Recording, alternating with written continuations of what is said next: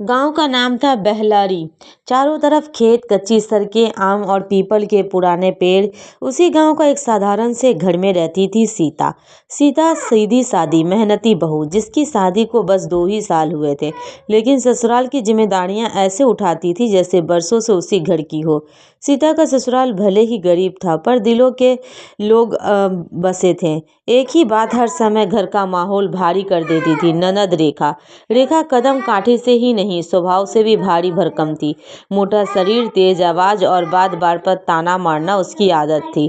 उसे लगता था कि भाई का घर अब उसका नहीं रहा, सब कुछ भाभी के हाथ में चला गया है। भाभी, यह दाल पतली क्यों है? मायके में ऐसे ही सीखा है क्या? भाभी, इतना आराम मत किया करो, ससुराल है तो होटल नहीं। सीता हर बार चुपचाप सह लेती, बस मुस्कुराकर कह देती, ठीक है ननद जी, अगली बार ध्यान रखूंगी। लेकिन रेखा को चैन कहाँ था। एक दिन रेखा मायके जाने की जिद करने लगी। माँ, मुझे मायके जाना है, यह न मन नहीं लगता। माँ बोली, अभी कैसे भेज दे, तेरे पापा बीमार है, पैसे भी कम है। रेखा तुनक गई। तो क्या हुआ, मैं कोई बोझ हूँ क्या? आखिरकार माँ बाप को झुकना पड़ा। ससुराल वालों ने भी कहा, बहन है, मायके जाकर मन हल्का कर लेगी। सीता ने चुपचाप रेखा के लिए कपड़े धोए, संदूक बांधा, रास्ते के लिए सूखी रोटियां और गुड़ रखा। जाते समय भी रेखा ने ताना मार दिया, भाभी देखना, मेरे बिना घर कैसे चलता है। सीता ने बस सिर झुका लिया। रेखा जब मायके पहुंची तो उसे लगा जैसे सब कुछ वैसा ही होगा, माँ का प्यार, आराम, पसंद का खाना। लेकिन सच्चाई कुछ और थी। घर में गरीबी साफ दिख रही थी। पिता की दवाइयाँ चल रही थी, छोटा भाई मजदूरी करता था, माँ दिन रात चूल्हे में लगी रहती थी। पहले दिन तो सबने प्यार किया, पर तीसरे दिन से रेखा को बातें सुनने मिलने लगी। माँ बोली, बेटी जरा चूल्हे में हाथ बटा दिया कर। रेखा चौंक गई, मैं काम करूं? ससुराल में तो भाभी सब करती है। माँ ने गहरी सांस ली।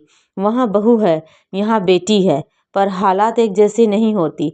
एक दिन घर में बस एक ही सब्जी बनी, उबले आलू की। रेखा ने नाक सिकोड़ी, बस यही? ससुराल में तो रोज कुछ ना कुछ अच्छा मिलता है। पिता की आंखें भर आई, बेटी मजबूरी है। उस रात रेखा भूखी सोई। उसे पहली बार एहसास हुआ कि जिस घर को वह छोटा समझती थी, वहाँ भी लोग कैसे हालात से लड़ रहे हैं।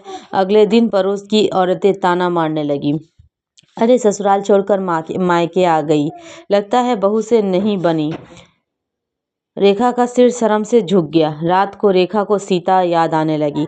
वही सीता जिसे वो दिन रात ताने देती, वही सीता जो बिना शिकायत सबका काम करती थी। उसे याद आया कैसे सीता सुबह से सबसे पहले उठती, कैसे सबके लिए रोटी बनाती, कैसे खुद अंत में खाती। रेखा की आंखों में आंसू गिरने लगे। काश मैंने भाभी को समझा होता। एक रात रेखा को तेज बुखार हो गया। माँ घबरा गई, अब क्या करे, पैसे नहीं हैं, डॉक्टर के पास जिसके जाना होगा। तभी सीता का ख्याल आया। माँ ने किसी तरह खबर भेजी। अगले ही दिन सीता खुद मायके पहुंच गई, हाथ में दवा, थैली और चिंता भरी आंखें। रेखा ने जब सीता को देखा तो वह रो पड़ी, भाभी मुझे माफ कर दो। सीता ने सिर सहलाया, ननद जी, घर वाले माफी नहीं मांगते। सीता ने रेखा की सेवा की, दवा दी, खाना बनाया, माँ की मदद की। रेखा सब देख रही थी और अंदर से टूट रही थी। कुछ दिन बाद जब रेखा ठीक हुई तो उसने माँ से कहा, माँ मुझे ससुराल वापस जाना है। माँ ने मुस्कुराकर कहा, अब समझ आ गया? रेखा ने सिर हिला दिया। ससुराल लौटते वक्त रेखा का स्वभाव बदला बदला था। अब वो सीता के साथ काम में हाथ बटाने लगी। पहली बार उसने कहा, भाभी आज मैं सब्जी बना दूं? सीता चौंक गई, पर खुशी छुपा ना सकी। घर में धीरे धीरे सुकून लौट आया। रेखा को समझ आ गया कि इज्जत शरीर के भारी भरकम होने से नहीं, दिल के बड़े होने से मिलता है।